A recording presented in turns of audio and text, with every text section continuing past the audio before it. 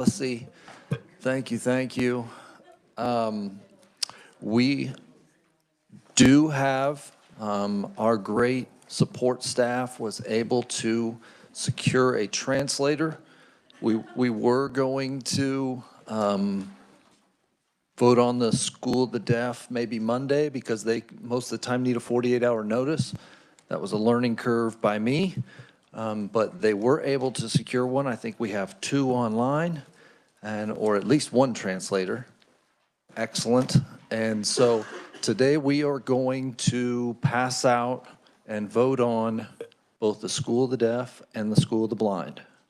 So I want to begin with the School of the Deaf, and I want to open the discussion up. Doesn't have to start with a motion.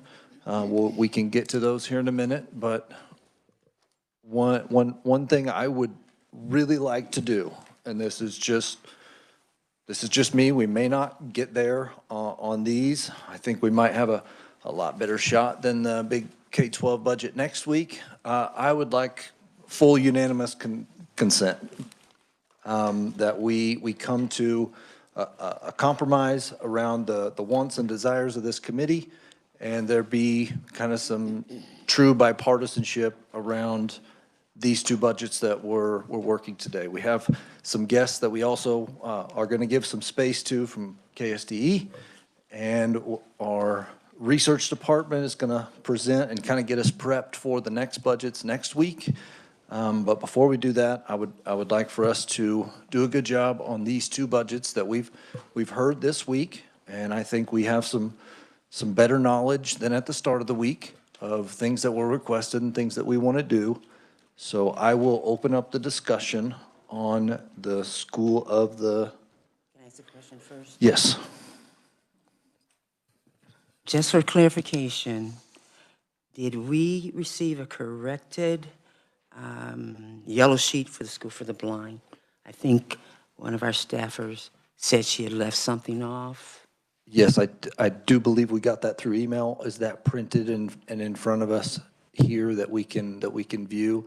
I remember seeing mine in my email, but it was basically just the add back in of one. We need to have all numbers the same, so you for consensus. Sure. Probably want to have that. Jennifer. Mr. Chair, that was sent out by email. I do not have physical copies. I can have somebody from KLRD bring them up here in just a minute. The other one, we did have correct numbers on School of the Blind. I think School for the Deaf, we have correct numbers. I think it's School for the Blind. Okay, so we can stay on School of the Deaf Right, first, and if you would make that request, and maybe those would be up here. We'll get paper ASAP. copies up here for you very fast. Thank you very much. Great recommendation, thank you. Representative McDonald. On the agenda, it mentions bill introductions. I just want to remind you. I think you might be reminding me because of something you might be wanting to introduce, or just... Sadly, not yet, but soon. I thought you were, it was a gotcha moment. Request for bill introductions. Thank you for helping me cover the bases, committee. All right. Yes, thank you for helping me succeed. I guess I would, me and Representative Owsley had a few conversations, very productive, around most of our enhancements that we are looking at for School of the Deaf come around the building fund, the SBIF. And he's had some access to that budget. And I just wondered if, we don't necessarily need the copies, but if you'd kind of share what you know around that budget and the items that we talked about. Happy to. And it shouldn't take long because I don't know terrible much. Maybe staff could help us out with that. I just learned this morning in appropriations that the SBIF was available only for folks with disabilities. And I was not positive what the entire parameters of that were, what it could be used for, who it could be used on. But in conversations With the budget director, I did receive an email stating that if we went by the governor's budget recommendation for both the School of the Blind and the School of the Deaf, that the ending balance in that funds would still be $7.73 million. So if we did everything but the, what was it, a 5% inflation increase? And then if staff could fill us in upon who else could utilize those funds, there's money left in the bank, so to speak. Thank you for that update. A little bit of the balance that we probably all need to think about is, there was a suggestion on reductions, and so maybe not going for everything, but going for what the will of this committee is that we think we can get all the way through appropriations and actually get it appropriated, not just out of this committee. So with that, thank you for that update. Most of the enhancements, the funding is there and it's not out of SGF, so that's helpful information. And with that, further discussion, Representative McNorton. So Jared, can you tell us that 7 million, whatever you said is that going to be shared between every other committee for building improvements? Or is that something that's dedicated or targeted towards the schools of deaf and blind? Or where is that coming from? Mr. Chair. Representative Applesy.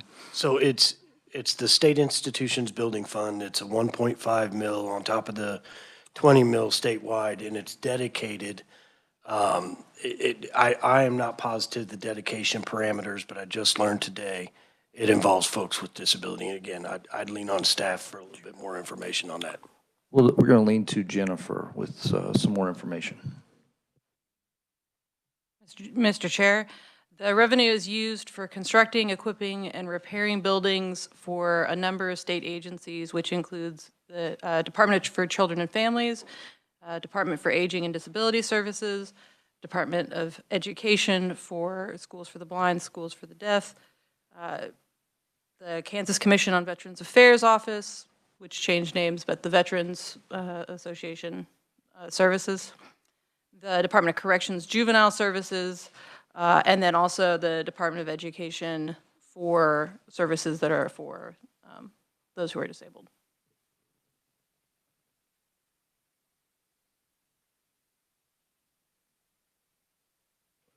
Representative Ousley. And asking a clarifying question of the budget director, I received, because I wanted to make sure that the table that I had received in my first correspondence was true for both schools. And it says all governor-approved expenditures are reflected in the table below. So that's going to be the entire governor's budget. So all those other departments and agencies would still have that 7.73 million ending balance. Saying every other committee recommends the governor's recommendations out of their committee and has the same expenditures.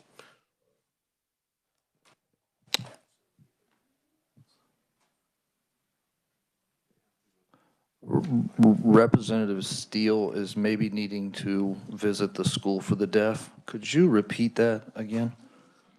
Oh, well, you didn't get my joke. I was going to say that was pretty decent.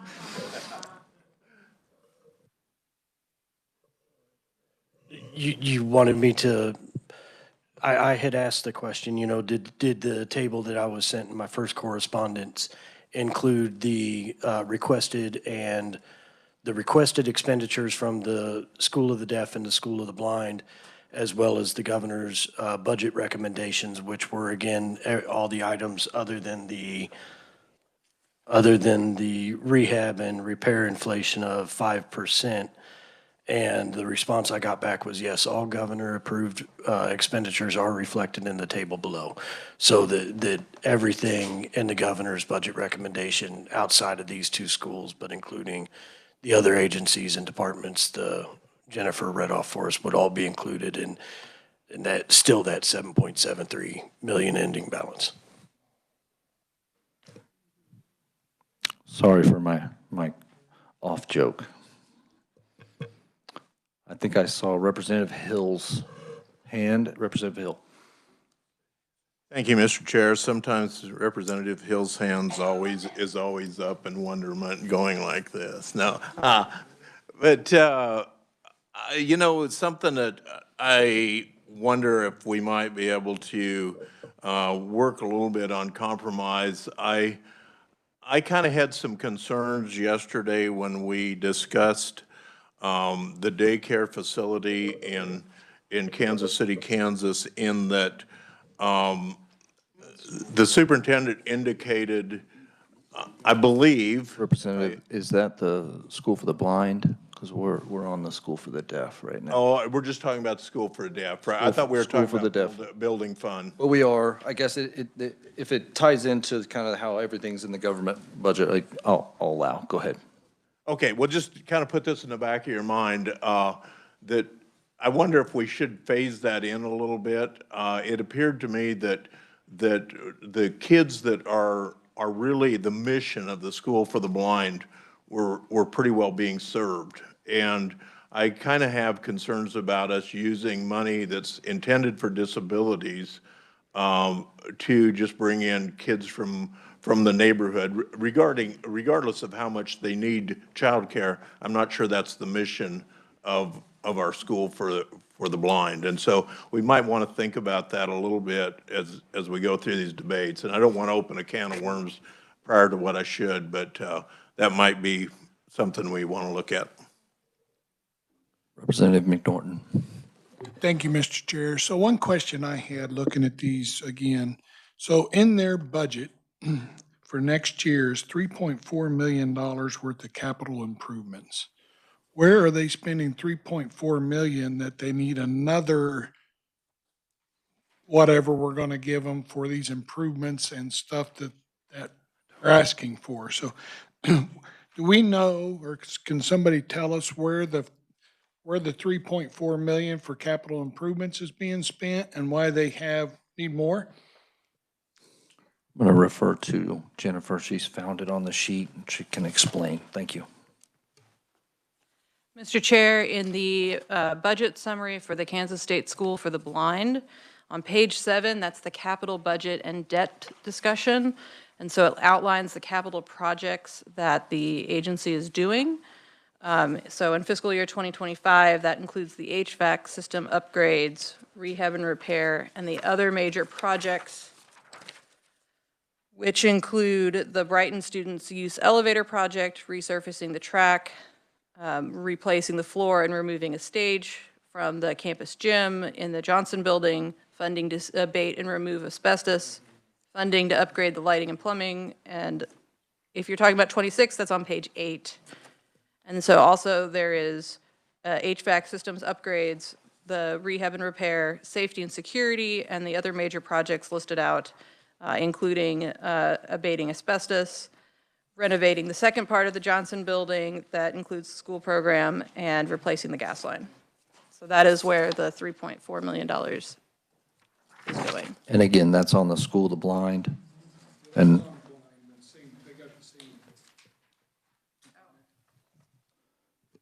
My apologies, Mr. Chair. On the School for the Deaf, we are still on page 7, so we are still on the same spot. I just read the wrong, so I apologize for the confusion about that. It is still HVAC system, rehab, repair, safety and security, and other major projects. I will not read these ones out to confuse you even further. So page 7 is fiscal year 25, page 8 is fiscal year 26. Representative McNorton. So I understand that and appreciate that, Jennifer. But so I guess my point is we got $3.5 million a year that they have in their budget for capital outlay to do these kinds of projects. What are they going to spend their $3.5 million on next year and the year after? Is it just going to be a continual, we need another million, we need another million, or I'm just asking why we can't fit that into the upcoming budget that they already have $3.5 million for? And that would probably be for maybe somebody from one of the schools, but. Exactly. Correct. If we do have any information from research, we'd allow for that and welcome it.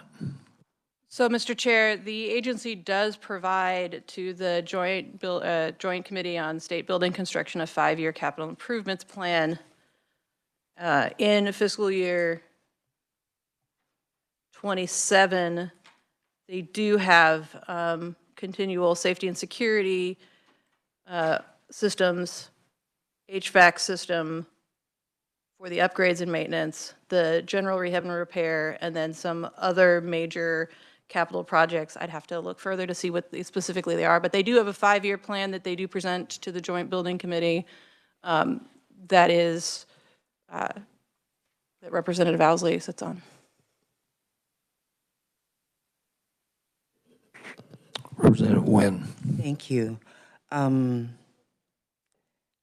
Do we, again, once again, what's the age of the school for the deaf?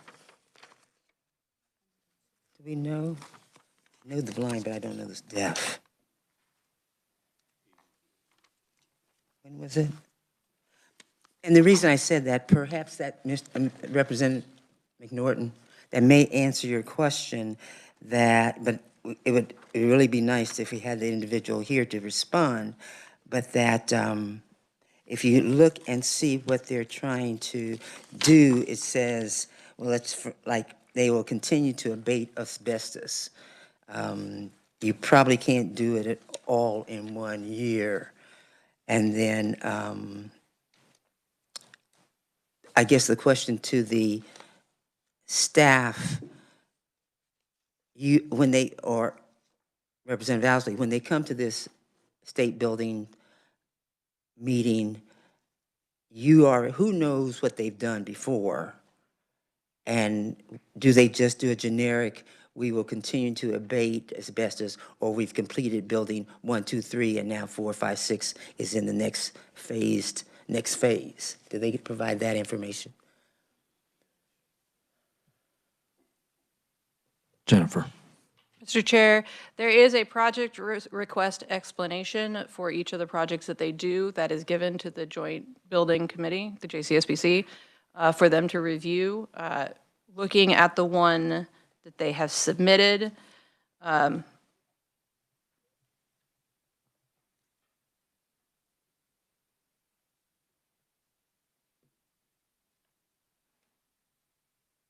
they do list out specific projects for at least some of the capital improvements. So at a quick glance, the answer is they do list out as they go along what they're talking about. So I would perhaps offer that to you for suggestion that it is 165 years old, the school for the deaf. But if perhaps that provides you an answer that if, what are they going to do this year? They've established what they're going to do this year, and they're not doing the same thing.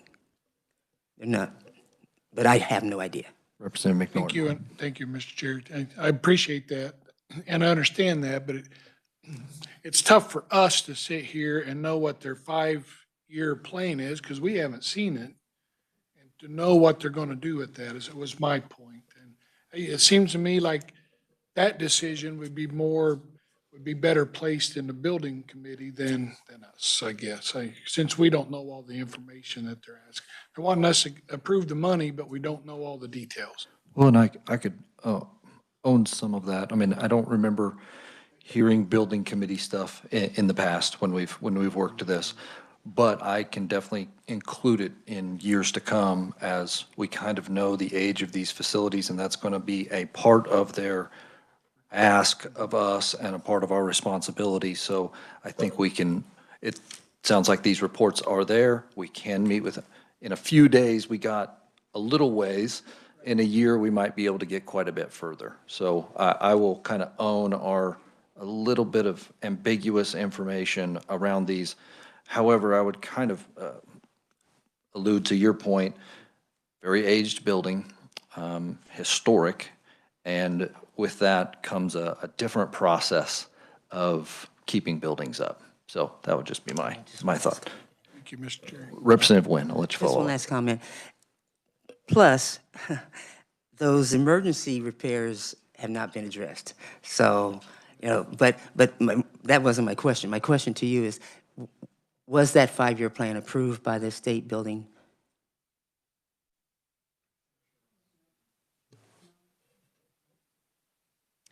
Mr. Chair, the Jennifer.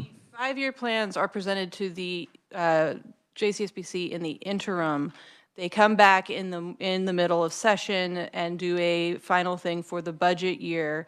So at this point, the committee has met one day. They do not, the School for the Blind and the School for the Deaf have not been before that committee to do final approval for the numbers. If that happens, when those happen before the budget comes before you all, we make sure that we include what the committee has recommended. The committee has not had the chance yet to meet over these specific budgets for the ones being offered for fiscal year 25 and 26. The 5-year capital improvement plan was presented to them. I know they met. I am uncertain as to whether or not there were recommendations from that. What we do know is that there is a proposed 5-year specific plan to do different repairs. So that should answer again your concern. Thank you. Representative Hill, or did you?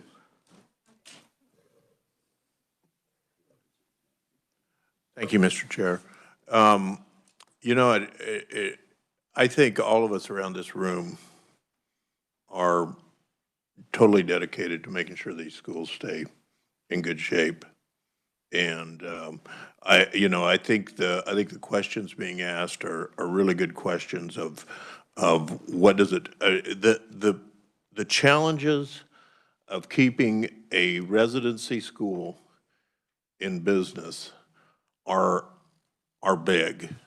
You know, I mean, because not only do they have to provide educational facilities, they also have to provide living facilities, dining facilities, and then on top of that, we have kids that have severe disabilities.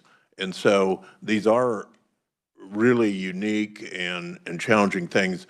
I echo Representative McNorton's desire to see that we have a consistency. And I think maybe to sum up a little bit of the challenge there is when we look at 1 or 2 years budget, we have no way of knowing did we just throw everything in there thinking that some of this won't get approved and so we'll keep putting it back in year after year? Is it a consistent plan of addressing what the capital improvement needs are each year? And so I think that maybe helps long term if we can look at that past and in the future of what their plans are, because I don't think any of us want to see those buildings go downhill. I don't think, it's really kind of interesting as I visited with the superintendents that,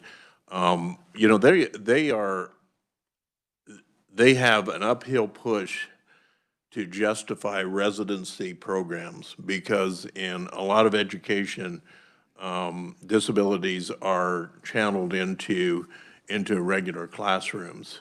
And I know, having been to both of those facilities, that there's something special about it, and there's something special that isn't duplicated in a regular classroom. And so, and I don't know, we need to be austere with the budget. We need to do a good job of that. At the same time, we need to make sure that these facilities are kept in good shape and that the kids are taken care of. I think that's 100% agreement. Correct me if I'm wrong, but thank you, Mr. Chairman. Does that mean you have a motion? Yeah, well, sure, why not? Mr. Chairman, thank you. I move that, I don't even know, I've got to find the thing here. I move that the Committee on K-12 Budget recommends to the House Committee on Appropriations to adopt the appropriations for the state agency for the School for the Deaf for fiscal year 2025 and revised in 2026 as provided for in House Bill 2007. Is there any specific recommendations on School the Deaf in those? We haven't really said those, Is there recommendations? Yeah. What we have, I'm sorry, Mr. Chair. The recommendations are we will start off with the Budget Committee, because that's what's in 2007, and then we'll have to make changes that 2007 has recommendations in it. Okay, does that answer your question? there's probably one side on the School of Deaf.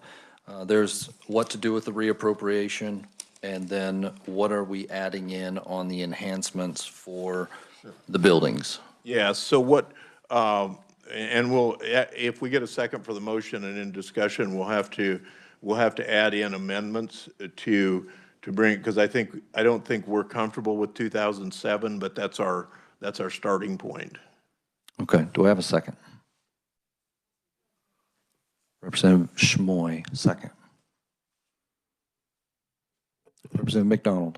I'm sorry, can you restate the motion? Because I hear you say 2007, and all of my papers say 2024 to 2026. 26. Can I put my glasses on? Yes, please. You want me to repeat the motion? Yes. Okay, the motion is that the Committee on K-12 Budget recommend to the House Committee on Appropriations to adopt the appropriations for the School for the Deaf for fiscal year 2025, which is revised, and 2026 as provided in House Bill 2007, which we haven't really looked at 2007, but it's out there. And we do have a second from Representative Smoy. So now we are on the motion. Representative Nguyen. So here's my question. Unless we amend that motion to include enhancements, one would have to vote no on the motion, because that motion as is includes nothing else. Then it doesn't include, we'll say, 234, 234, 234. Exactly. I think you're on the right track. Representative Hill. Yeah, Mr. Chairman, if I can respond to that. I think, Representative Nguyen, that 2007 is the vehicle. Okay, so if we reject 2007, we don't have a vehicle. So what we need to do is make the amendments to make 2007 acceptable to our committee. And you know, as what I just said a little bit ago, that I'm very open to amendments to my motion. That's just the kind of the vehicle of the way we have to do it. So, okay? Representative Nguyen. Just for clarity, do we have a number of new people? And I didn't want us not to know what your intention was. The motion process for us newbies is a little bit different. So we do need to vote on that motion, or we do not need to vote on that motion. Just double checking with Nick. We are not going to vote on that motion. We're going to use it as our vehicle. Now we're going to add the amendments. We'll start with 2025. Really, the main thing is the reappropriation. Representative Steele. Representative Steele. I have a different motion, Mr. Chair. So this would be a substitute motion? It's an amendment, Okay. Mr. Chair. I move to amend the current motion to include the following funding request: $200,000 for utility tunnel repairs, $90,000 to abate the hazardous materials, and $70,000 to install a new gas line. This should correlate with items 2, 3, and 4 as discussed during testimony. And those, for the committee's pleasure, start on page 4 and are on page 5. And we had some pretty good discussion on those. And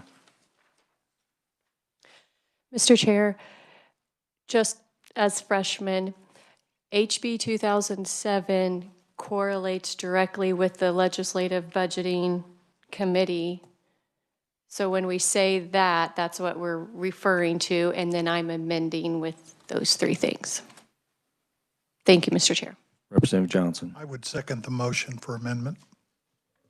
Thank you for that, Representative Johnson, for our minute keepers.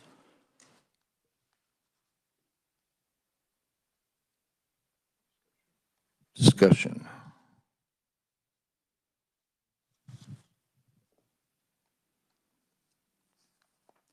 Question from me is there is another amendment that I would like to add, but it's in the 2025 reappropriation. Do we need to do that on a separate amendment? So we need to vote on this right here to add this into 2026. All right, so everybody understands this adds 2, 3, and 4 on your bullets for those appropriations. All in favor, say aye. Aye. All opposed? Motion carries. Thank you very much. My motion would be on 2025, the reappropriation for the School of the Deaf. Find it on page 2. And I got some clarity on this, so I'm glad I had a day. We had some discussion around that is dedicated to the language assessment program, this reappropriation is. And I asked if we could reappropriate it, but put it into their general budget and to where they could use it for the things that they need. They could use it for language, they could for assessments, they could also use it for teachers, they could use it for, it goes into their general budget. And I got a thumbs up on that from the powers that be. And so I thought that is my motion. So I make a motion to reappropriate that back into their general fund. And I would need a second for that. Representative Nguyen for the second.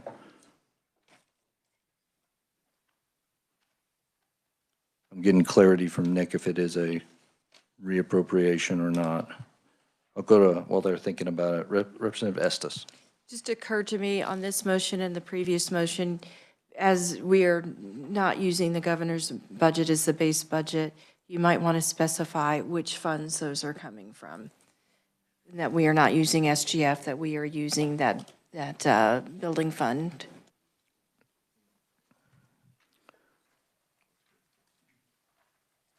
Yes, I think we can add clarity around that because it is stipulated in the budget report that we were going off of, but we will finalize that and put it's on each line item. But yes, we will make that clear. Thank you. Just wanted to make sure the Ts were crossed. Representative Owsley. And just to piggyback off that, it would be for the previous motion, not for this motion. This motion is SGF reappropriation. Yes, this current one is SGF. Nick, do you have any clarity for us that you would like to share? So my understanding of this motion, with regard to the reappropriation, we would not be drafting reappropriation language for this because it's $156,154 in unspent SGF monies in the language assessment program account. So we wouldn't be drafting reappropriation language for that. But instead, Mr. Chairman, I believe your motion is to not do the reappropriation of that money, that unspent SGF monies, but instead to direct that same amount of monies to their operating account for fiscal year 2026. I mean, in essence, the way it works out is almost a reappropriation, but we wouldn't be drafting that exact language. Correct. That is my goal, and it reads as a reappropriation, but it was tied to that specific fund. And what I want to do is take it away from that specific fund and make sure it is in their general account to their general abilities for fiscal year 25.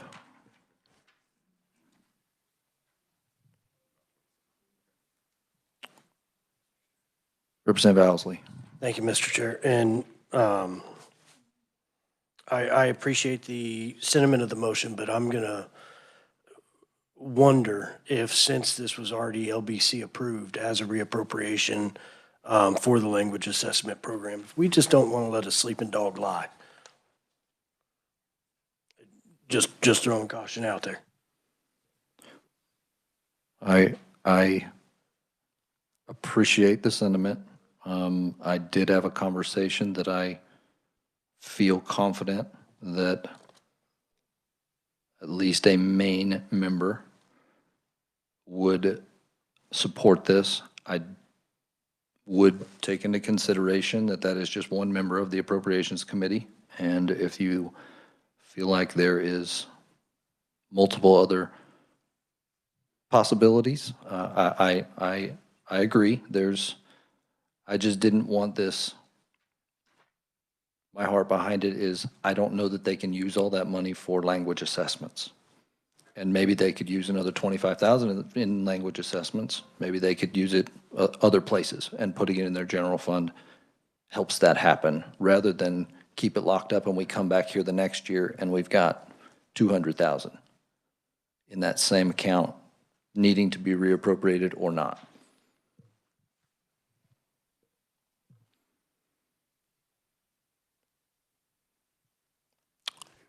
So on that motion, we have the second.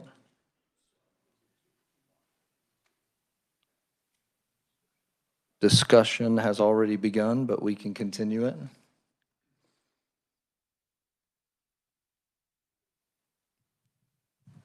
Okay, vote on this motion. All in favor, say aye. Aye. All opposed? Motion carries. Any other discussion or amendments to the School of the Deaf? Representative McDonald. I'm just curious if there's the will to go ahead and approve the roof replacement portion. I feel like we've had a pretty harsh winter already, and these are really, really old buildings. The governor agreed with our legislative budget committee that it was warranted. So I was just wondering if there might be support or major objection if we entertained that notion. Representative Hill, and open for discussion from anyone. And I guess I could put it into a motion. I think if we make a motion for the roof, we should include in that the previous approvals all three of them will come from SBIF. So I think that could be included in the language of the motion. I agree.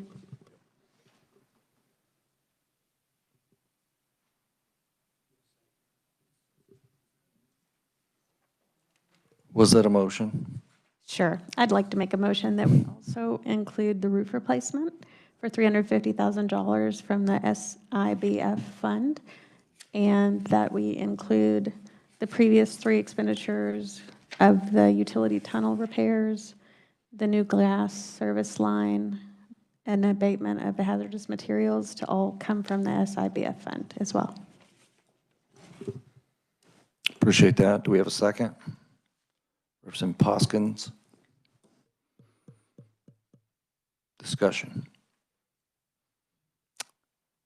And while we're entering into discussion, thank you for your patience in the audience. They're ready to go out there. They're chomping at the bit. Representative McNorton.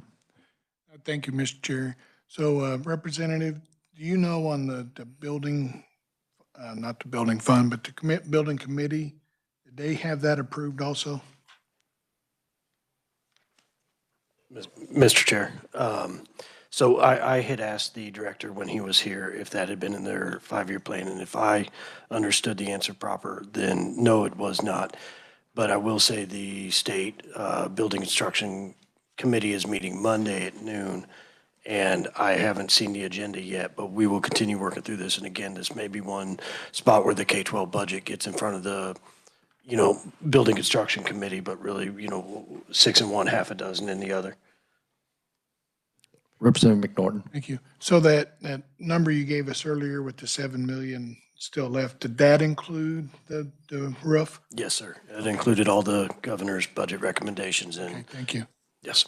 I will just say my discussion piece. This will be first time going in front of appropriations. We're kind of asking for almost every enhancement besides one. This one, to me, I'll leave it to the will of the committee, absolutely. There wasn't an immediate need, and he kind of stressed that. He said there's been $1,000 repair. If there'd have been $100,000 repair, that's a different price tag of the immediacy of it. This, in my mind, could be a next year thing, with the kind of spirit of the Budget Committee trying to pare back some spending. This might be a way for us to cooperate with that and say, this might be next year's project, just because we didn't have an immediate need. Those gas lines, the hazardous stuff, I saw all of us jump on that. So part of my adding to the discussion would be, this one isn't a have to for me. It might be better for next year. Representative McDonald. Thank you. I'd just like to remind everyone that the School for the Deaf and the School for the Blind cannot raise capital funds with bonds like the rest of our schools. So I want us to take our mindset away from the normal way we think about capital improvements and how schools should raise money for that in this committee, and realize that the School for the Deaf and the School for the Blind, like they said, don't have that ability. So it's really, I feel the weight even heavier to really consider, particularly since we have the money. We may not always have the money, but we are doing okay right now. And I do appreciate the need to be careful with everything we pick and choose, particularly this year. But I made the motion because I would really like for us to pass this. So that's about all I have on that. Representative Poskins. Thank you, Mr. Chairman. And because we're in here, I don't get to keep up on tax committee the way I would like to, but is there not a bill that is in motion to remove the 1.5 mils for this building fund? Yes or no? I'm not sure if there is, but my concern would be that this fund may not be available in future years. I know in the testimony from the superintendent, from the School of the Blind, for sure, he mentioned that Senate Bill 35, I believe is what it is in the works, and he was opposed to that because of the very reason you just stated. Okay, so maybe the committee can keep that in mind as well as we discuss this. Representative Nguyen. And thank you. In that same train of thought, I think Mr. Martello noted that this roof was already 30 years old, and the description says that the roof is failing and repeated patching of leaks is no longer efficient. So I believe that, oops, time is now. Further discussion? Representative Hill. One thing that, thank you, Mr. Chair. One thing that could play into this too, the previous amendment that was passed does free up $156,000 for the school for the deaf to use as they see fit. So that money could be directed towards the replacement of roof as well. So it could kind of change the price tag of what they would need. So I mean, that is one thing that does kind of play into this too, because that did free up some money that they could use in different places. Yes, sir. Chairman, members of the committee, Matt Willis with KORD. I just wanted to jump in on Senate Bill 35 that was referenced. While it would remove those property tax lids as the bill was passed out by the Senate committee, it would also establish an SGF transfer of $25 million to the State Institutional Building Fund starting in FY27, and that would increase by 2% in each future year. So while it is deleting that, it is then creating an SGF. Is that FGF have the same exact parameters around this fund as being utilized by very specific entities? I would assume so, as I do not believe it is getting rid of the fund. It is getting rid of the property tax that is funding it and then replacing it with SGF in this manner of $25 million within a 2% escalator. And, we're also dealing with a hypothetical of it getting all the way through the Senate, which is, you never know. And through here. Representative McDonald. We may not be able to answer this, but do we know what the value yearly of that 1.5 mils is? Is it 25 million a year currently, or is 25 million going to be more or less in future years than we historically have gotten? Representative Willis. Not representative, but Mr. Willis. Yeah, definitely. You want to stay over there? So according to the fiscal note on the bill, it sounds like the estimated reduction in property tax revenues between, because it is a $500,000 for the institutional building fund that we're talking about, and a full $1 for the education building fund, which is higher ed and other institutions. So both combined, the estimate is a revenue reduction of $84.2 million for fiscal year '27. And the two combined of SGF would represent 81 million of replacements for '27. So maybe not a complete like for like, but it sounds like fairly similar. Okay, thank you for the discussion. I want to move us on, if there's nothing else major, Mr. McNorton. Thank you, Mr. Chair. So just to clarify a little bit from Representative McDonald. So they do not have public funding, like you said, but it does come from us, and it's probably equal to what a local school board can raise himself off their property taxes or LOB.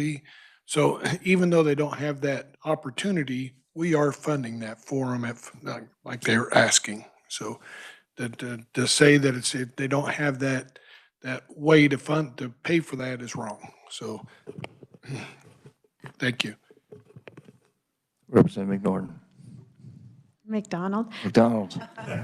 If I said they didn't have a way, that's really not what I meant. What I was saying is they don't have a way to raise those funds through a local bond initiative. So if I misspoke, I apologize. Representative Smoy. Thank you, Mr. Chair. Just point of clarification. When we're talking about additional funding for the buildings and stuff, does that fall under maintenance of effort that we're going to have to continue that amount? I'm just making sure that everybody understands. Yeah, I'll answer that. That's a no. There won't be a maintenance of effort. That's a kind of very similar to one-time money through a special fund. Perfect. Thank you. Thank you. Representative Owsley. Thank you, Mr. Chair. And back on the roof, you know, the director didn't specify the immediate urgency of this. However, we have not seen their presentation or their ask in the Building Construction Committee, so we may receive more information then if we know it's a point of contingency. But I would support this motion to go ahead and do this today. We know we have the money. We know it's not coming out of SGF. My concern with SGF and the budgetary restrictions this year are SGF could be swept back, and these funds would not be, you know. So while we moved the item from the 2025 to, you know, just general budget and out of that specific, if they weren't to spend that, that would go back to the state funds, or it has the potential. But then as far as the roof replacement and getting it done this year, not only was it 30 years old and already has patches, but it was savings as well, moving to the new membrane style roof material versus a tar and gravel. And then my thought is this is a school, this is a place of education, and to be able to budget this and schedule this around the least disruption for the students attending that school, I think that that's a courtesy that we could provide for every child in that environment. So I'd be supportive to go ahead and get this done today. We know we have the money. And I think if it comes out of this committee and comes out of the Building Construction Committee, then that's a pretty strong recommendation to the Appropriations Committee. Thank you. Okay, with no further comments, I'm going to call for a vote. And to be clear, the vote is for Representative Schwartzberger. Mr. Speaker, I would speak in favor of this motion. Thank you. And you promoted me. I'm just a chairman. That's okay.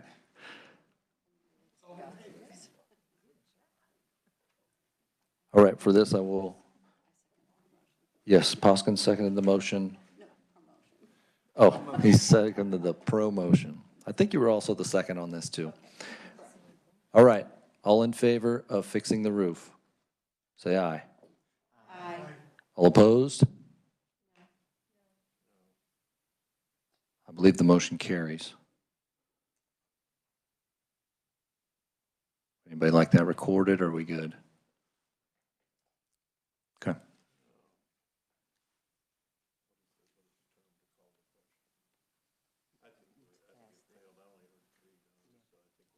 Yeah. Okay, motion carries. Now we are on the whole budget. That's all we wanted to add into it. For 2025, 2026.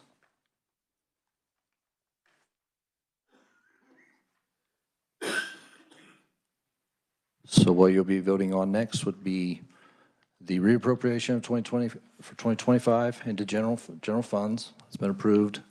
The roof and the other three that we added first, all coming out of SBIF. I know we're going slow this first time, and I kind of enjoy it because it helps me learn. We'll get to be meticulous here. And so thank you for your patience. With that, we do not need a second because we've already voted on it. Now we're voting on the whole thing. Is that correct? All in favor of what your Representative McNorton, discussion? So just make sure we're voting on your original motion that had been seconded with the amendments. With the amendments. All, Representative Hill's motion and all three amendments. Roof, reappropriation, and the first three. All in favor, say aye. Aye. All opposed? Thank you for your unanimous and hearty discussion. School of the Deaf budget has officially been passed out, and it only took us an hour. Okay.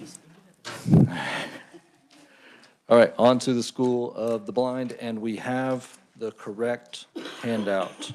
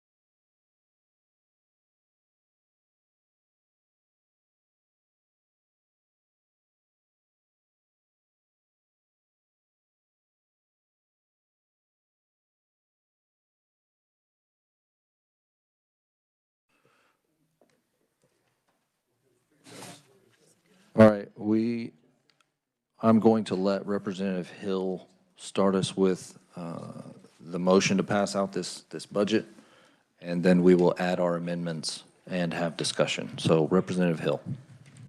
Thank you, Mr. Chair.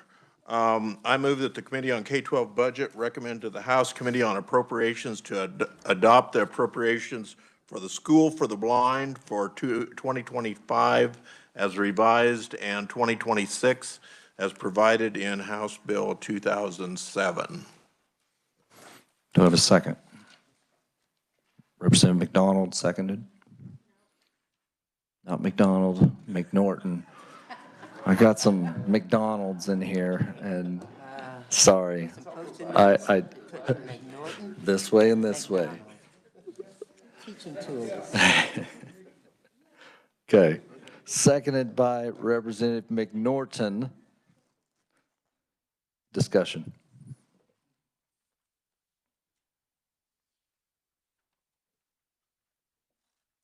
Representative Johnson. Thank you, Mr. Chair. This is a question. As I understand it, That is to include adding the 7.5 back in, or that money back in, or is that motion? No? I believe what 2007 did was the Legislative Budget Committee, and it basically stripped out all enhancements, sending it back to the subcommittees to have deliberations like this of what to add back in and how much. So what we have right now is basically a base budget that is described in here without enhancements. So where LBC concurred, it's still in there. Where they deleted, it is not in there. So what we just started, and then we can amend that. Does that make So sense? that's where we will, if I wish to amend something back in. Yes. Thank you, sir. That's it. Yes. So we're amending in or passing it out as is. Discussion or proposed amendments? Mr. Chair, Representative. I move that we amend the current motion to grant the following requests, that we add $180,000 to continue the continuing material abatement, which would be item 2 on the handout, and add $270,000 to replace the existing gas line, which would be item 3. Second. 25. No, this is 26. 26. 2025 and 2026. Seconded by Representative Schwartzberger.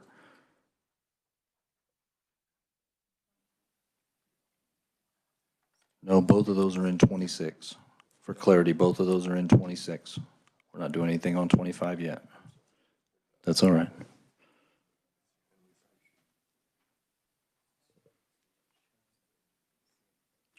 I have a motion and a second. Discussion. Representative Hill. Thank you, Mr. Chair. And I guess this is kind of just a friendly amendment or adjustment, but would it be acceptable to say that's supposed to come out of SIBC? Or is that, did I say that right? No. SIBF. SIBF, I was saying it backwards too. Yes, I think we'll add that in for clarification language to the original motion.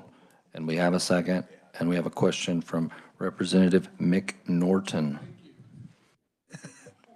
Thank you, Mr. Chair.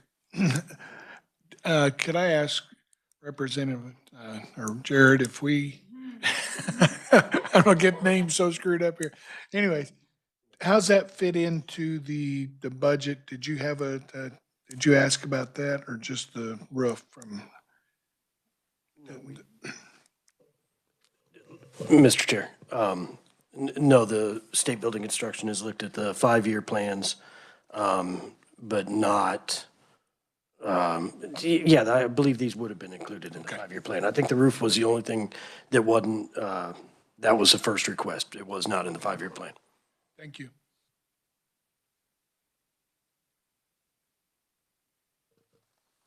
All right, we have a motion, a second. Any more discussion? Representative Johnson. Thank you, Mr. Chair. So I want to make sure I understand, because I had a real interest in the security component. That didn't come off, so we're all good. Yeah, that was just part of their proposed reductions if they were imposed with the 7.5 Reduction Act. Thank you very much. That's good. Thank you.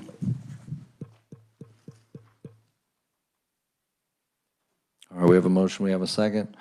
We have had discussion. All in favor of the motion, say aye. Aye. All opposed?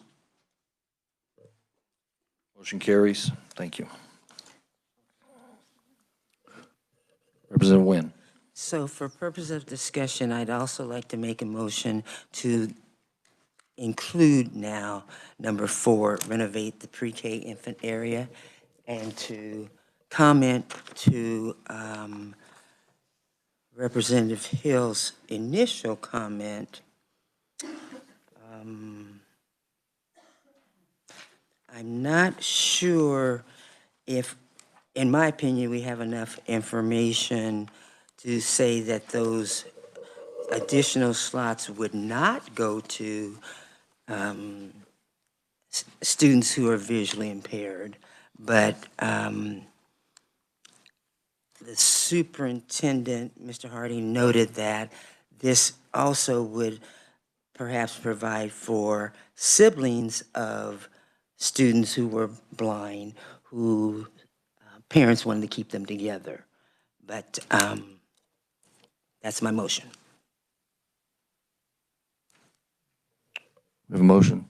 You second, or you comment? I would like to second and comment. Representative McDonald seconds, and she would like to comment. Go ahead.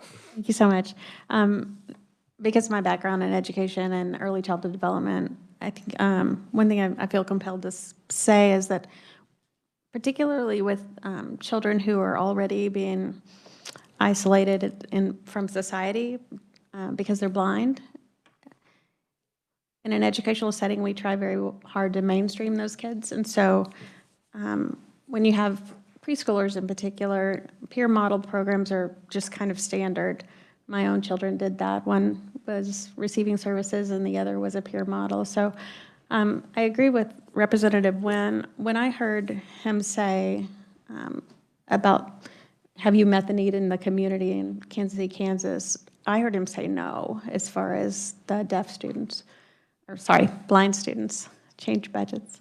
And so I agree with Representative Nguyen. I don't know that we got a real definitive yes or no, but I thought he said that he could fill those spots with other blind students. So I'm in support of this motion. I think anytime we can intervene early, that saves us money in the long run. And to Representative Estes' point yesterday, catching these kids early and getting their IEPs in place really does set them up for success down the road. Further discussion on the child care side. Representative Steele. Thank you, Mr. Chair. I think that there is a slippery slope if it was a child care specifically just for the visually impaired. I think that's a different conversation. But because we're bringing in other children, and I agree, inclusion, all of that's important. But we're not, this is the school for the blind, and so that particular program encompasses something that isn't necessarily associated with their mission. And I think when we're looking at funding, we need to make sure that we're mission focused, because as a whole, we all need to make sure that we are staying on budget so we can focus on lowering taxes. Thank you, Mr. Chair.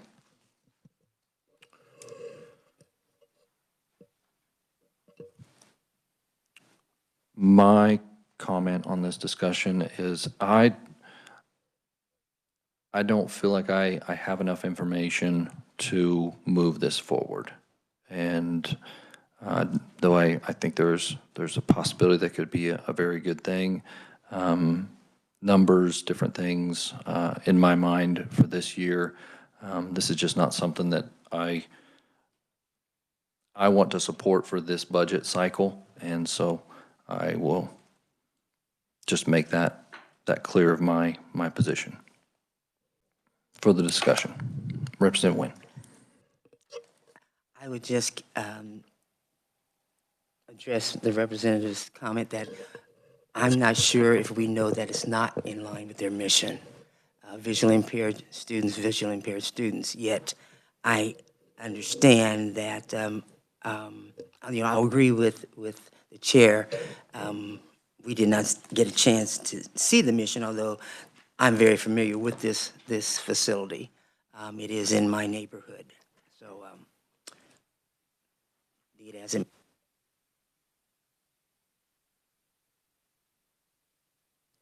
Representative Hill. And I don't want to be redundant, and I do have another amendment coming up that I think will be beneficial for them.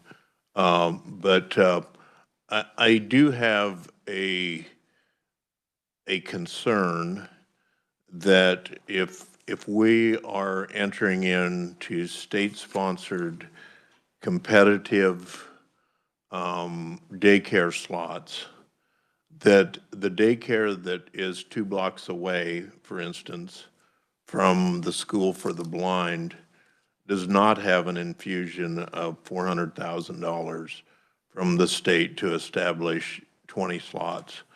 And I really, as somebody that believes in the market system, I really am cautious about getting into a situation where we're supporting one entity that is actually in competition with somebody that might be trying to run a daycare down the street. And so I really sympathize with what you're saying, Dr. Nguyen,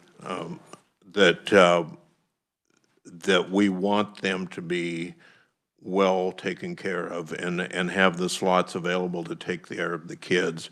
I would suggest that perhaps we need a follow-up on the actual mission, the actual, how this is all going to look. Because it felt ambiguous to me when I asked the questions about whether all the blind kids are being taken, and I heard things about taking care of kids at night. I heard things about taking care of family members, which we can certainly appreciate the family member side of it, but I also heard about just taking care of normal kids too. So maybe some of that isn't quite clear in my mind, but I'd like to be clear before we appropriate $500,000 or close to $500,000. Thank you, Mr. Chair. Representative Estes. I see both sides of this conversation because I think having typical children in with the blind and less sighted children is important because our goal is to help them to function in a typical world. But when I did hear the nighttime care, I'm like, okay, that's not happening then. So I feel unusually torn on this one.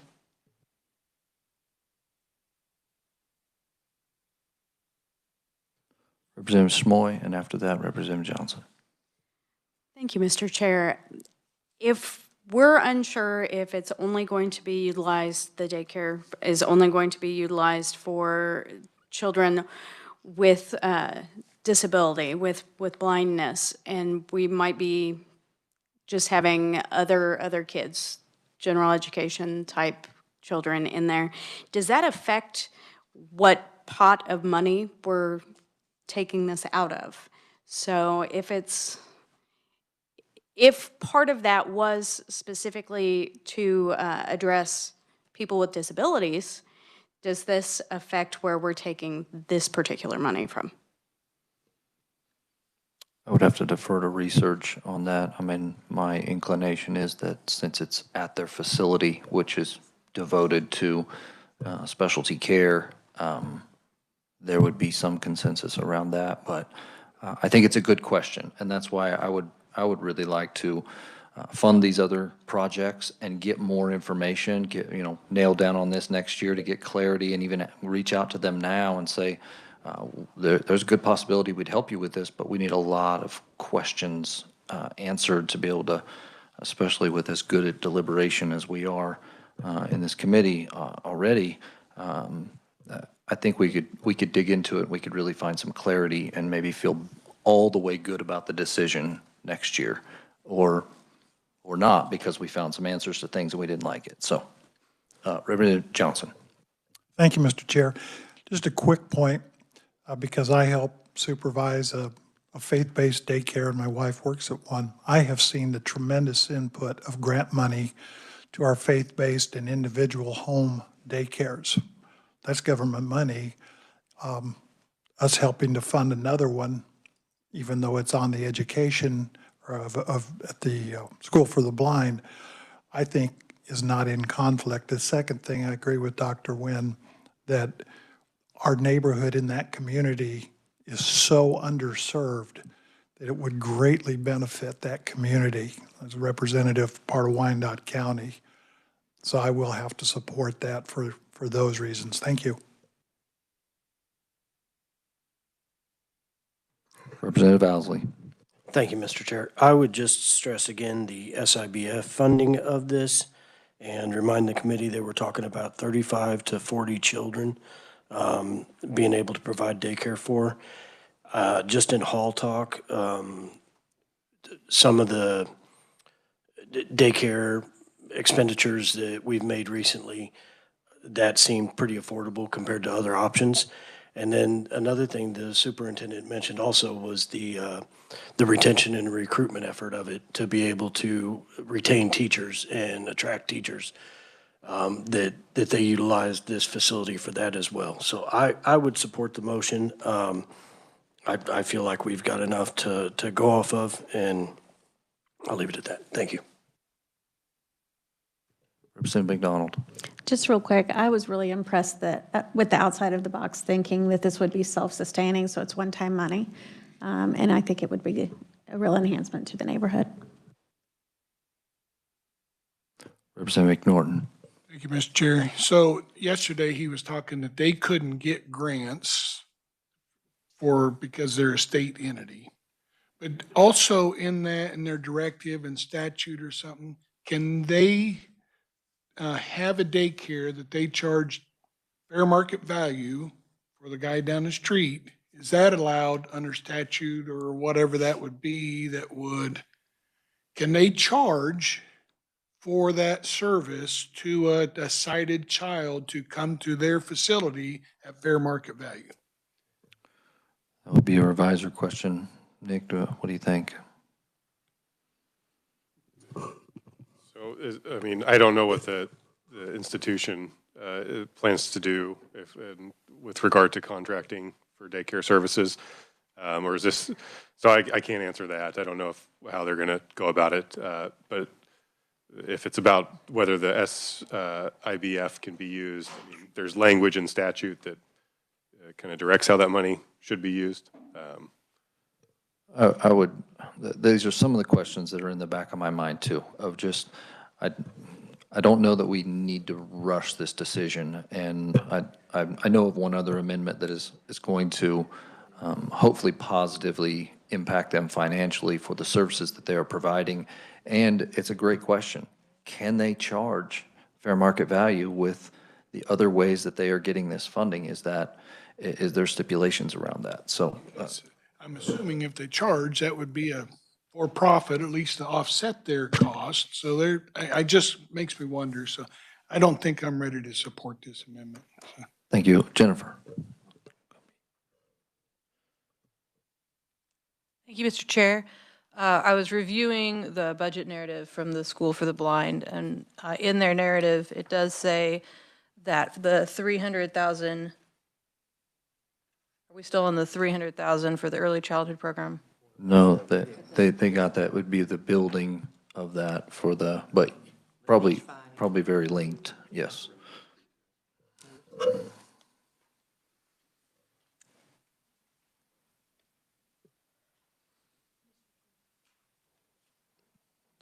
I'll circle back around in a second. Let me finish finding where we're at then. Okay, I had Representative McDonald, and then I'll come to Representative Steele.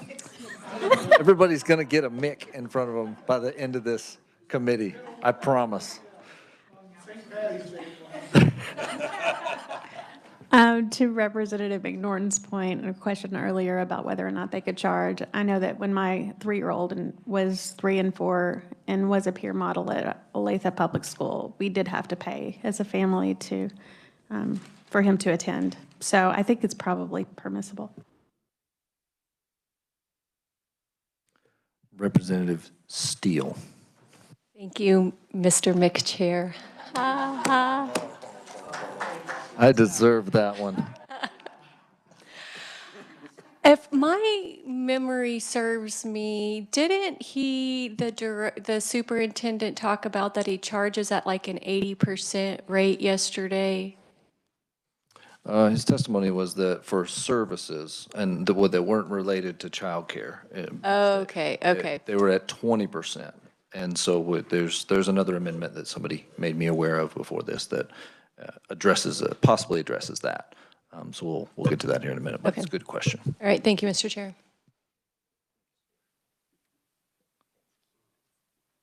I'm getting waves from the audience that the information that we got yesterday might not be quite correct.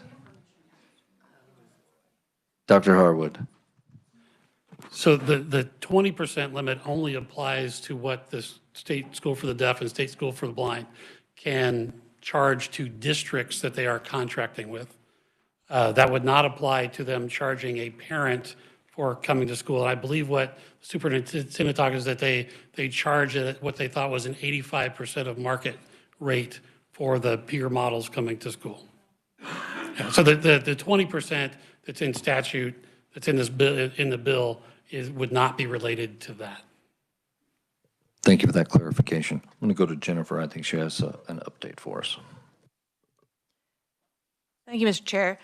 In the testimony that they provided in the narrative, so not testimony, in the narrative they provide to the governor that is also for the legislature, it does say that the goal for the early childhood program is to achieve self-sufficiency by generating revenue from market rate fees for parents of sighted children. These funds will be used to cover the salaries and benefits of staff, ensuring the program's continued operation and growth. Good information.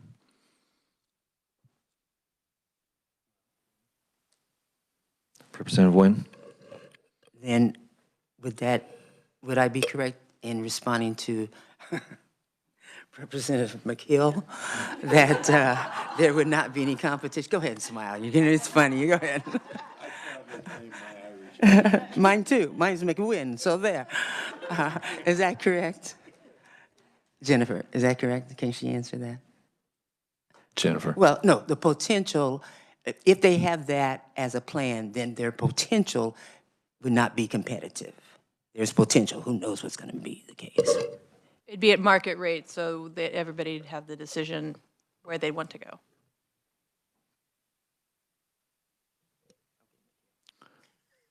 All right, I think we're ready for a vote for this. Thank you for the robust discussion. I'll leave it to the will of committee, but I'll just reemphasize, I'm not ready for this quite yet, but I respect the will of the committee.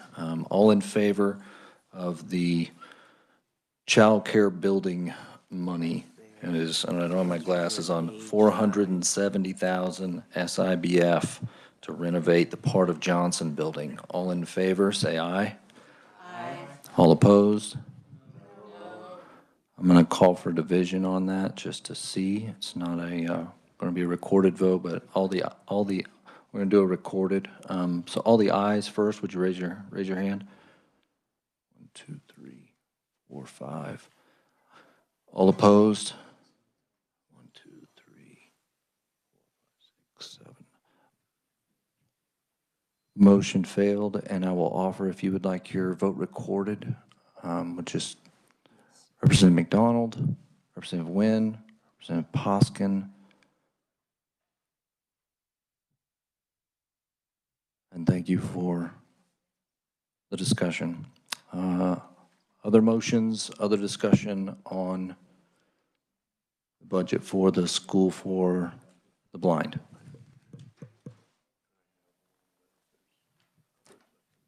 Representative Hill. Okay. Thank you, Mr. Chair. I'm probably going to need some staff help on this, but I'm really glad that the department staff is here too, because I'm concerned about this 20%, and I'm also concerned about their residential housing costs that they are providing for out-of-state students. And I guess the amendment I would like to make, and we can tear this apart and change it if it needs to be, but I would move that the current motion direct the School for the Blind to provide diagnostic and residential services billed at not less than the cost of providing those services. Because I don't think that when we, and we can move into discussion on that if there's a second to it, but I don't think they should be providing services at a loss to them. Let's pause for a second. Would you restate your motion and see if we get a second? Okay. I move to amend the current motion, which is the base motion, to direct the School for the Blind to provide diagnostic and residential services billed at not less than the cost of providing those services. Second by Representative Steele. Discussion, Representative Wynn. Okay, so Representative, can you break down what specific services you are identifying as diagnostic and, I don't remember the other term you made, and do you have the cost? Representative Hill. Thank you. And Dr. Wynn, I don't have the cost. What I'm going off of is what Superintendent Harding said, and in private conversation with him afterwards, was that they're providing, so they go like to school districts currently and provide diagnostic placement services. And he said in his testimony that they were providing those at 20% of the actual cost. And you may remember some of my discussion with him during testimony was that essentially we are taking money from the School for the Blind and subsidizing the sending school, if you will. We're subsidizing them, and then the School for the Blind actually provides services to the school at no cost when the child is in residency at the School for the Blind. And I asked him why that was, and I'm not sure I got a real clear answer, but he indicated that it was directed according to statute currently.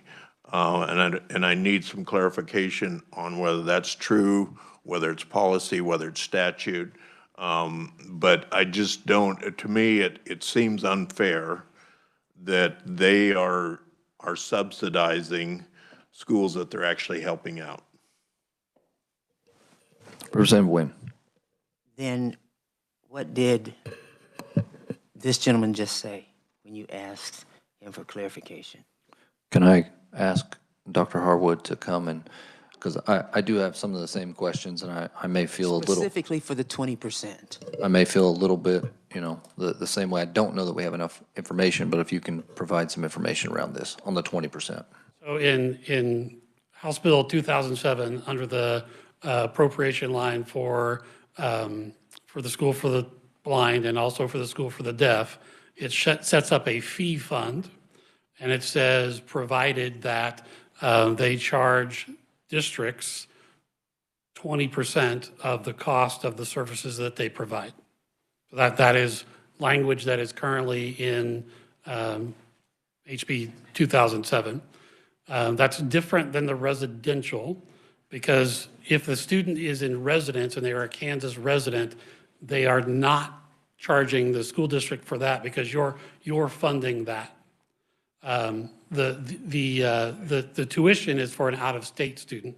The State Board of Education sets the tuition for that. So if the School for the Deaf or the School for the Blind believe that they are not recouping their costs with that, they should bring that to the State Board of Education for a readjustment of the tuition for out-of-state students.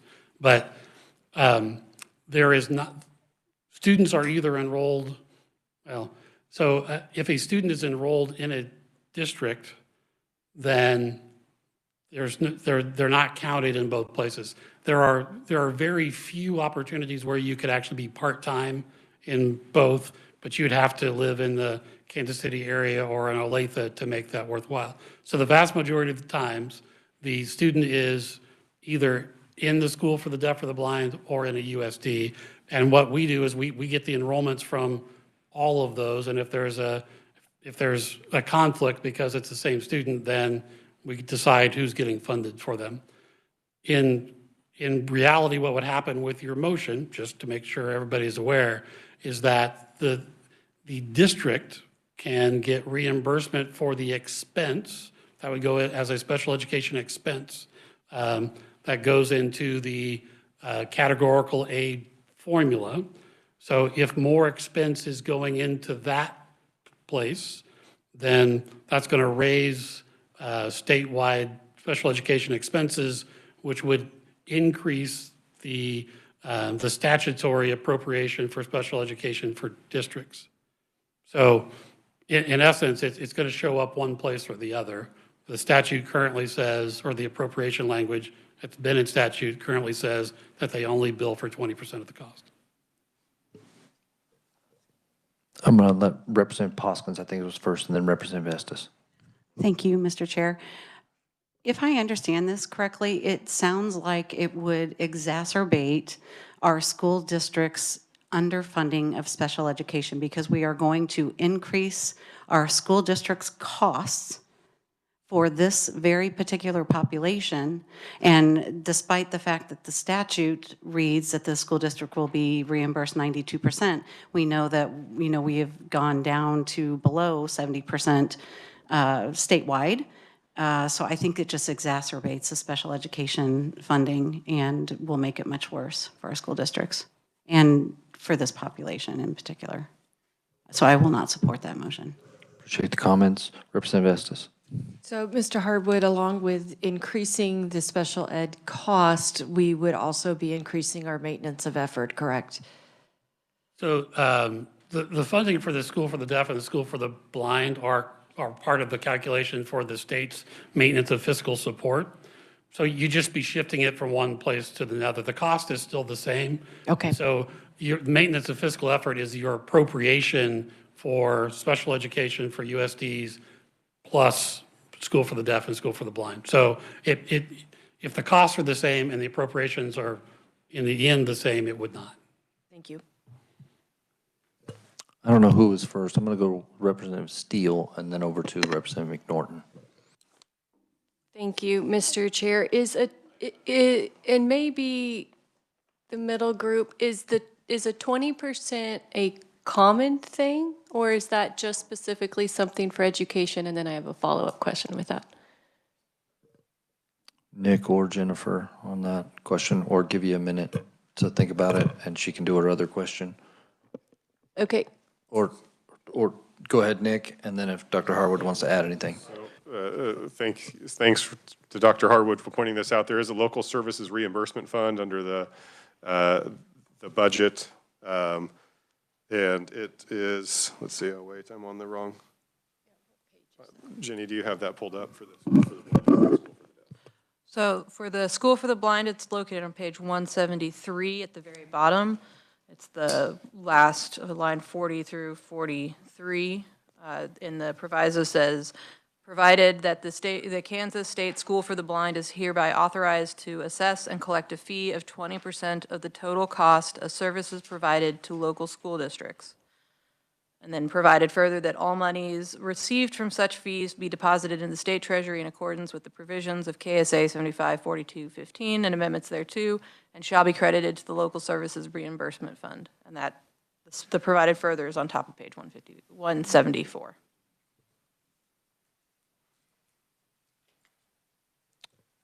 Representative McNorton, then I'll come back to you.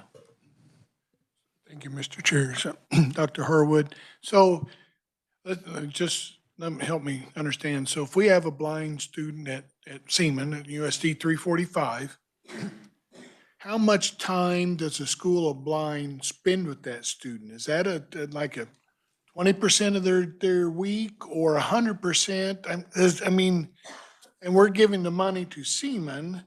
So I'm just, how's that work out on a norm, I guess? That's going to depend on each district's ability to serve that student and then what contract they might have with the School for the Blind to provide any of those services. A very common contract is Braille services, which because you can do that more remotely, and so they may contract for that. But the staff involved in working with that student, if they are attending Seaman Public Schools, then would be paid for through the categorical aid formula, not money going to the School for the Blind. And then there are lots of places where Seaman could contract for some of those other services, or they could hire their own staff. And if that's the case, then there would not be any service coming from the School for the Blind. Thank you, sir. Representative Hill.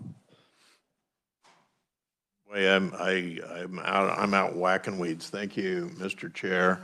I, I think this, kind of like the last item that we talked about, is that we need more information on this, but I want to talk some more with the department, because if a school district is not in the specific area to get an assessment done by the School for the Deaf or the School for the Blind, and they have to rely on the market, they're gonna pay 100%.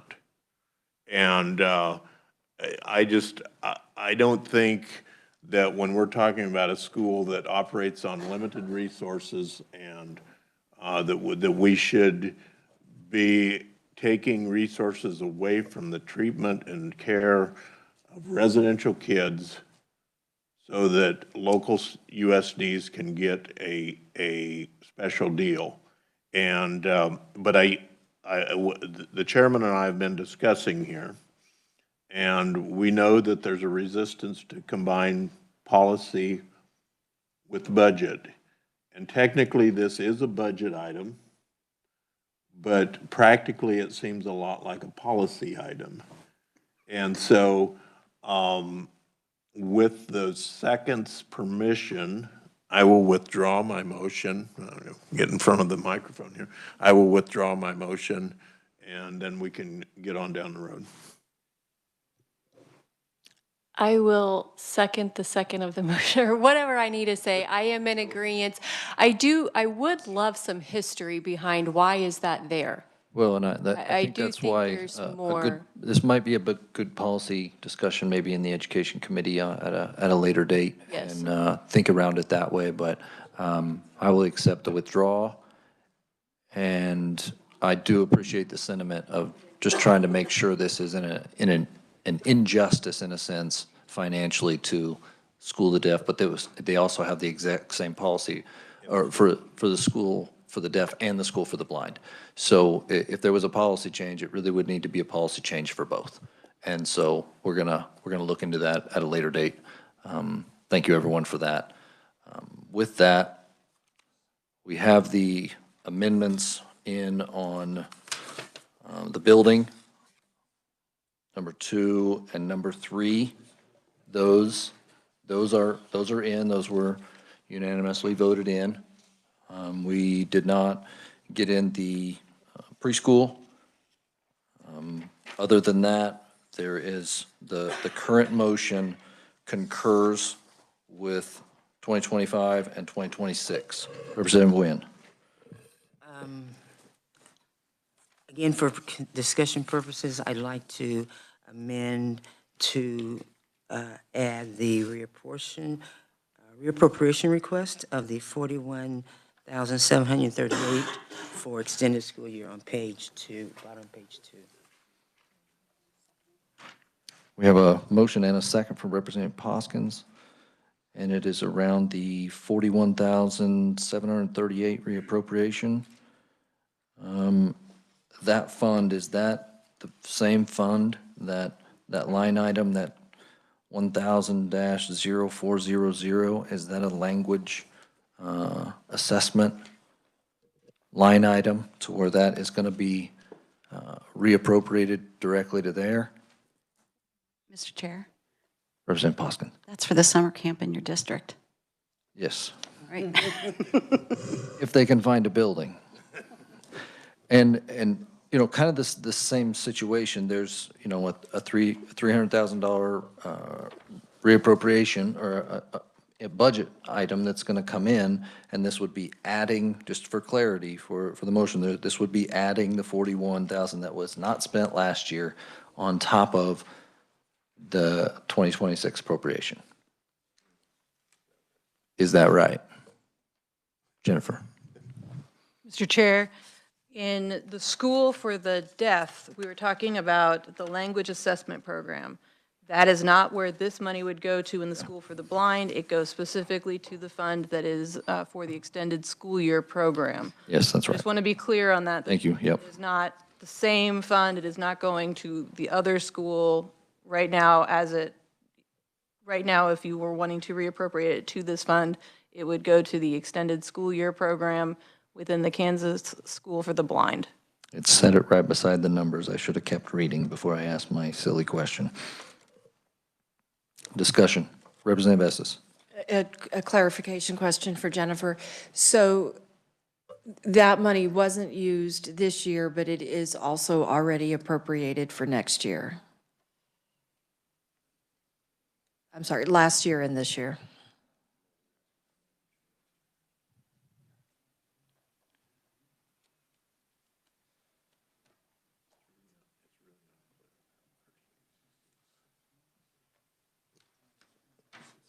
Jennifer. Mr. Chair, it appears it was lapsed, or that right now in the fiscal year 2024 actuals, it would be lapsed, which I will double check right now as I'm sitting here, but that to me indicates there was not reappropriations language in the bill to be able to reappropriate it for the next year. So what they're asking for is basically the reappropriations of what was lapsed in '24. Okay. Thank you. I have a hard time with this one because I specifically asked if, tried to ascertain what went wrong. He didn't seem to understand what went wrong. I also asked, with what certainty are you that you feel you can get a new building? If they said to us, oh, we're in conversations, we have we feel confident we're going to have a building, we got no such indications of any of that. And so I don't have any degree of confidence that if we give them this money, it will get used for that purpose. And 1 second, I'll get to you.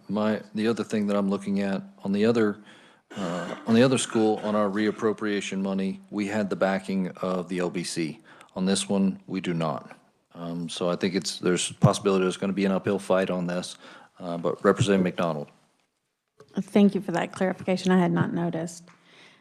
When I heard him, Representative Estes, we were trying to discern why that money didn't get spent in Dodge City. I thought it had to do with the timing of when the money was awarded.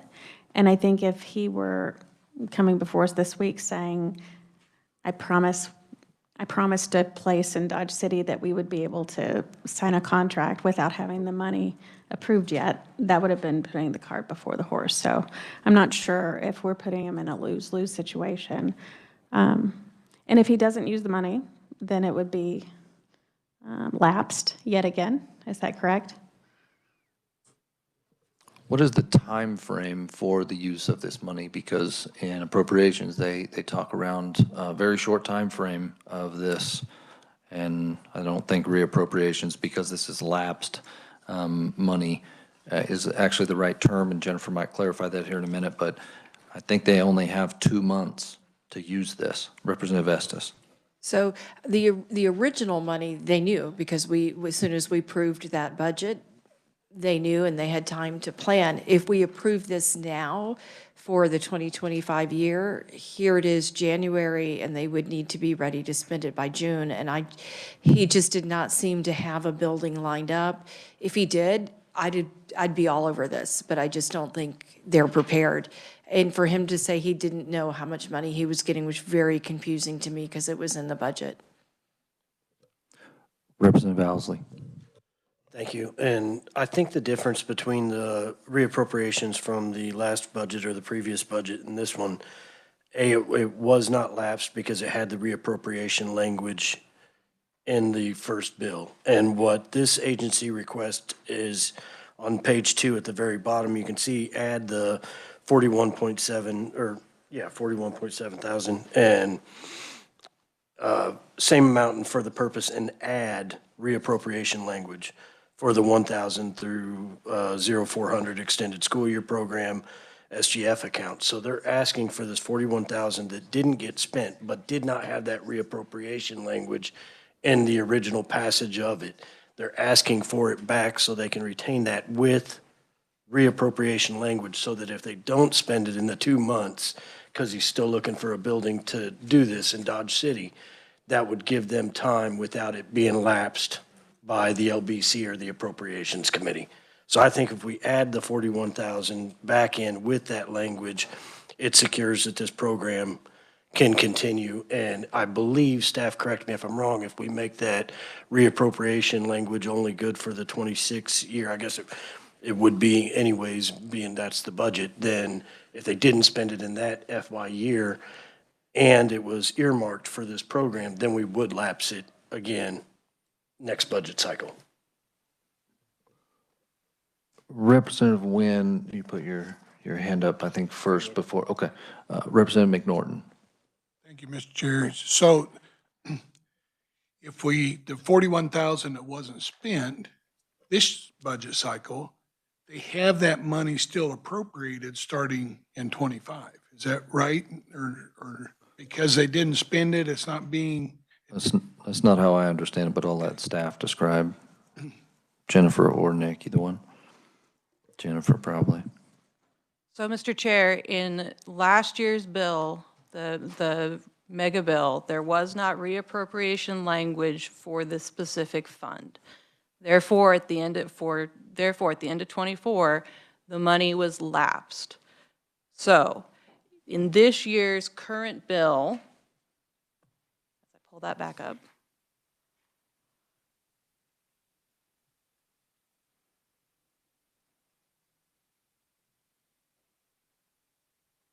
there is still not currently language to reappropriate for this fund. So if the committee wanted the money to move from, to be appropriated in 25 and be reappropriated in 26, you would have to add proviso language, including reappropriations language to move it into 26, just like Representative Ousley had said. Representative McNorton. So I can't remember the cities, Salina and Hayes or something. They had the other two facilities or the summertime programs they did. Are those two programs in funded next year? Treats. What is the most exciting thing in your life? Representative McNorton. So are the other two facilities, since they did spend the money this year, are they appropriated going into next year to have those two facilities or those summertime programs going next year? Jennifer. Mr. Chair, so the appropriation in 24 had that lapse. There is an appropriation currently in fiscal year 2025 with expenditures of $595 or $94,000 in it. There is also appropriations for fiscal year 2026 of $550,000.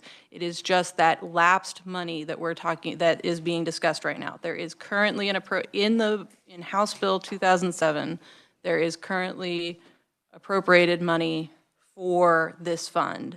It just does not include this $41,000. Thank you very much. Appreciate the clarification on how much those are. I think it makes us feel a little bit better. Representative Nguyen. Thank you. Of the data you just provided us, would we have been able to identify those figures in the charts that we have before us? Mr. Chair, if you look on page 2 in the budget analysis figure 4, that money that I'm talking about in fiscal year 25, that $594,000 is in that appropriated, approved line above item number 1. So if it says 2024 Senate Bill 28 and House Bill 2551, the fiscal year 25 number is in that all funds, or SGF and all funds line. It's part of what had already been approved. For fiscal year 2026, in a short answer, it is not broken out because it was part of it already, but that's good enough, because in a short answer, we don't have the details that you have, so we would not have known it was included here. Thank you. The details are in House Bill 2007 as well. Representative McNorton.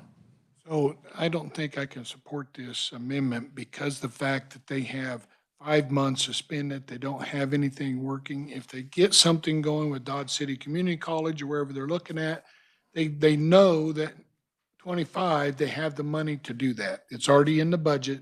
They can start working right now to get that lease or that agreement together, which should be in time for their summertime program, the way I understand what Jennifer just told us.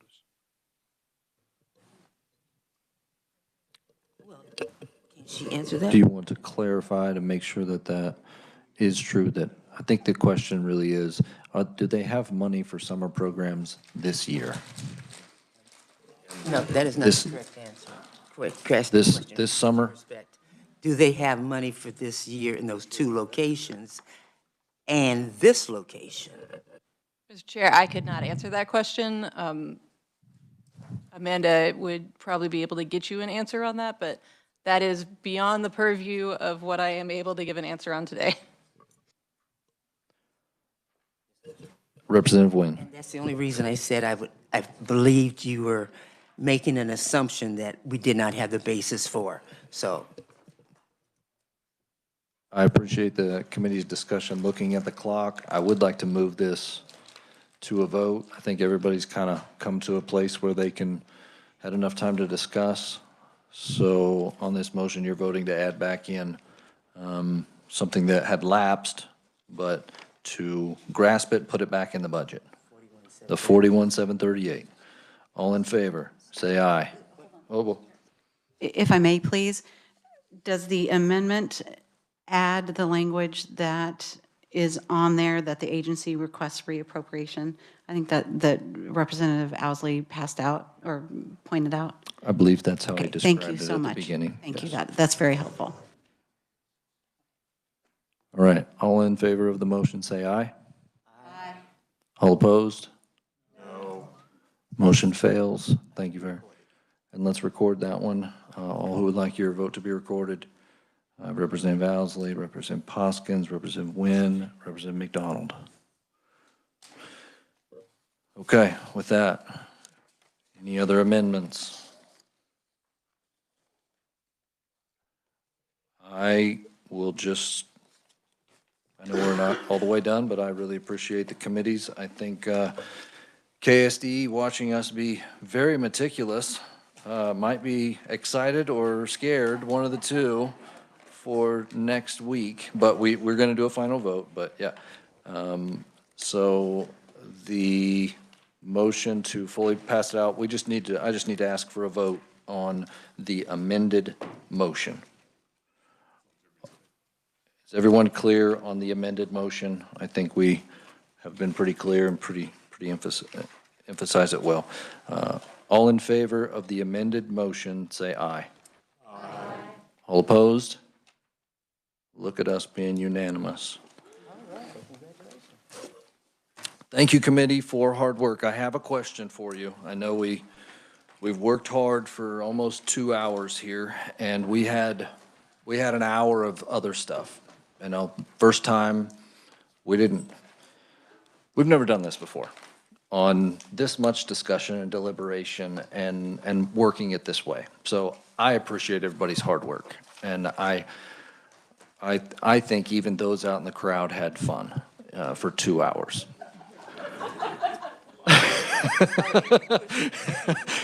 My point is, I have the meeting tomorrow on the call of the chair. Now, I already got one, don't you dare. What I may do, if we can't have a meeting tomorrow, just look at our pace on these two budgets, and then look at the size and the scale and the scope of the next one. And we have to have that out by the end of next week. So what I'm asking here, we're not going to do it tomorrow. There is a very good chance we are going to need to be here on next Friday. And that is just the writing on the wall of how this is going down. So I want you to kind of pick your poison here. We can go tomorrow and try and finish next Thursday, or we see how far we can get and see if we can speed this up next week. But I don't know. There's a lot of information. I think we have a lot of good questions. but I don't really want to go tomorrow, but I think we're going to need to include one Friday with the appropriations report out schedule that I am up against and we are up against. So, Representative Wynn, you've already reprimanded me once. I want to say, there's a tendency that slows us down is that we don't have the data.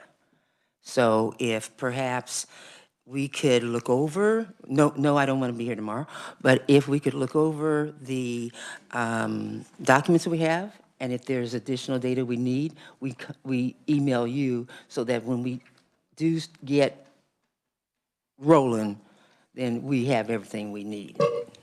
The amount is massive. Representative McDonald. Representative Estes and I have a literacy advisory committee meeting the bulk of tomorrow afternoon. So I don't know if that factors in or not. Okay, what I'm saying to the committee then is we're not going to meet tomorrow, but try not to schedule anything for next Friday, because I'll probably add it and amend my schedule for next week to where it's not a meeting on the call of the chair. It might be our vote out. I did not want to do that. Well, the rest of the state works on Fridays, so we'll see. Representative Estes. If you do have to work next Friday, you may be the only committee working besides appropriations, and you may be able to move the time earlier, and that might help the medicine go down. With lunch. Representative Johnson. Thank you, Mr. Chair. Just real quickly, I want to compliment the Board of Education. I got a visit from 3 of their top people on accreditation, especially for private schools. And they took the time and the effort to really help me understand the whole process. It was awesome. Great respect for what your program is doing. And I was especially pleased to hear what our plans are for literacy, especially in those. And that just shows such cooperation with the Department of Education. I thank you. Okay, with that, I want to close out the meeting, but in reference to Representative Wynn of getting ahead for next week, we have your documents right here. I want to give Jennifer 3 minutes to give us what we have in our hands so we can look at it and know, and even 5, and we had a 2-hour meeting on a Thursday to where we don't have to meet on Friday. I love you all. Let's hear from Jennifer. I won't take 5 minutes. The white stapled packet is the version of the budget summary that KLRD does that includes what the special committee on the legislative budget has in it. It does not have governor's rec comparisons. The yellow 8.5 by 11 has the governor's recommendations that were not included in the LBC. If the LBC did something that the governor did not recommend, it is not on that list the way it is written now. So I just want to point that out really quick, that what we're talking about there is the reduction in FTEs for number 5 on page 3, and then again in 26. And then the SGF reappropriations lapse. Those are not reflected on the yellow sheet because those are legislative decisions that are the legislative special committee decisions that were not done by the governor. So everything on the governor's list, the yellow list, is the stuff that the governor has recommended that the LBC either did not recommend or had not heard about. There are several in here that the LBC had not heard about that are the governor's additions on top of what the agency had asked for. The long one with a whole lot of numbers is the fall consensus estimates. We are going to go into this more. It is the numbers at the back of your budget summary is a 3-page special topics section about the fall education consensus that kind of talks through the numbers, but this is the sheet that has all the numbers on it. So we wanted you to have that as well before we went into next week. So those are the 3 documents from KLRD that we have here. If there's further questions you have, if there's something you read and you want to know more, I'm happy to go ahead and talk about it. I know the agency is going to be talking a lot next week as well, so you'll be able to ask them the questions also. But that is the documents we have for you to be able to review this weekend. I appreciate that, Jennifer. Thank you for your hard work. I want a comment from Nick, and I would like just kind of a thank you space for Dr. Harwood and his staff who have hung around and watched us work and had some time too. So if you would like to say some closing remarks heading us into next week right after Nick. So another good source of information and what Jenny and I were looking at was the budget bill, the House Bill 2007. That is a great source to see the line items that you are appropriating, and the Department of Education budget, the supplementals for fiscal year 25 begin on page 162 of that bill, and then you can see the fiscal year 26 appropriations after that and the fiscal year 27 appropriations. Just a good way to see the line items that and the appropriations that are occurring. I looked at that the last couple days in PDF form. I encourage that. It's very easy, but I would make a request with research. Would you be able to email everybody a link to that to where it's easy for us to hit a button and you're right there, to where if anybody has any trouble finding it, just try and remove barriers for the committee to make it easier next week. If you'd send that out, that'd be great. Tomorrow morning sometime. I don't think anybody's going to get to it tonight. That would be great. Now, last but not least, Dr. Harwood, thank you for being here. So thank you. And actually, I would compliment the committee on the work that you're doing. I will say that hopefully the amount of time it takes is not proportional to the size of the budget, or we're not going to be done for a long time. So the presentation I was going to do today was emailed in, so you have that. We'll probably go through that quickly on Monday, but happy to answer any questions that you have. Our goal is that you have all the information that you need to make the best decisions that you can. We will be here every day, even on Friday.